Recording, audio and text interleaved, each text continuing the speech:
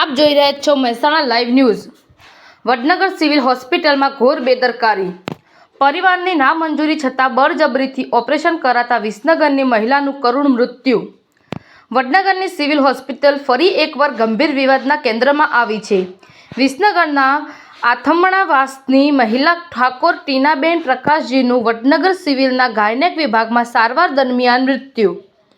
પરિવારે હોસ્પિટલના ડોક્ટરો પર બળજબરીપૂર્વક ઓપરેશન, મોભીની ગેરહાજરીમાં અભણની સહિતથી ઓપરેશનના આક્ષેપ, ઘોર બેદરકારીના અત્યંત ગંભીર આક્ષેપો લગાડ્યા। બેદરકારીના કારણે માતાનું અવસાન।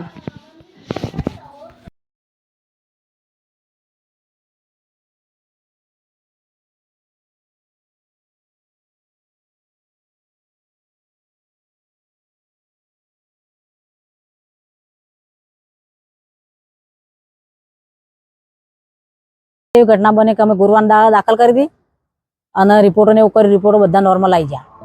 बस आज पास एम क्या मांड्या कि ऑपरेशन करवू पड़शे। सवारमां कोई बात मळी नहीं। सवारमां चा नास्तो करी दीधो। बस 8-9 वागे एटले साहेब आया। पेली लेडीज आई के साहेब कीधुं ऑपरेशन में लेवानो छे, એટલે કીધું ઓપરેશન માં લેવાનું। चा नास्तो કરી દીધો છે કે વધુ નહીં, चा नास्तो કર્યો છે કે વધુ નહીં, ઓપરેશન કરવું પડશે। એટલે અમારા લીલાબેન બોલ્યો કે અમારા આજ કરવું નહીં ઓપરેશન, ઓપરેશન કાલ રાખો।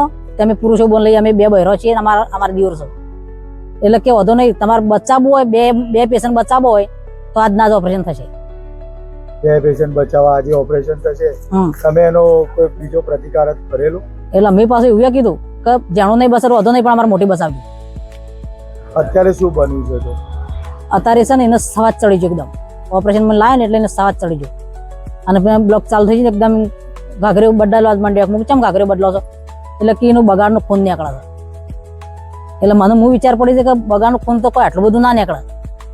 આપણે બહેરું છીએ, આપણને થોડી સમજણ પડવી જોઈએ। એટલે કે ના કે બગાડ નીકળી જાય, 9 બોટલ ચડશે ને લઈને ના લીધા બહીને સારું થઈ જશે। પણ અડધો કલાક થયો તો હરવું થાય તો પગ પસારથી બંધ થઈ જાય। એમની અમે જલી હતો દિવર બધી એમની હલવાન થઈ મેકીને બહાર આવતી રહી।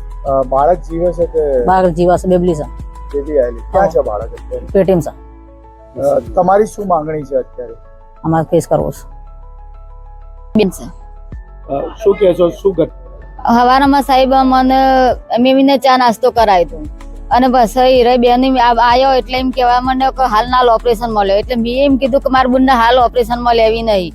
તો હવે અમારા પહાડ જોરેથી અમે કીધું કે તમે ભણેલો છો? એટલે મેં કીધું ના, મેં ભણેલો નહીં। તો પેલા સાહેબ ને જોરેથી અમારું નામ લખી દીધું ને અમારા પાણા સિક્કો મરાવ્યો હતો। હવે ઓળખી શકવા અંદર જ છે।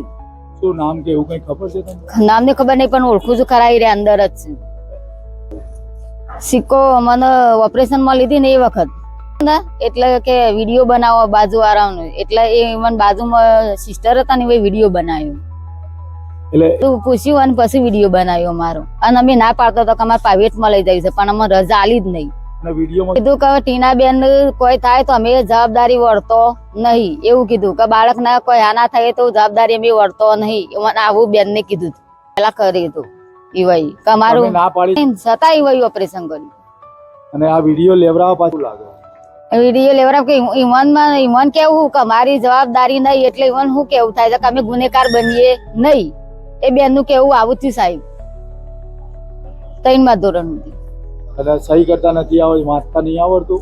મને સહી કરતા આવડતી હતી, પણ ઓપરેશન માં કરતા હતા ને એટલે સાહેબ હું ના પાડી હતી। ખાલી અંગૂઠો જ લીધો હતો એને, જાતે એ હતો ને અંદર એને ફટફટ સહી જ કરી દીધી। એના હાથે જ કરાઈ? હા, એને હાથે કરી સહી। તો તમને પૂછ્યું નથી, જણાવ્યું નથી?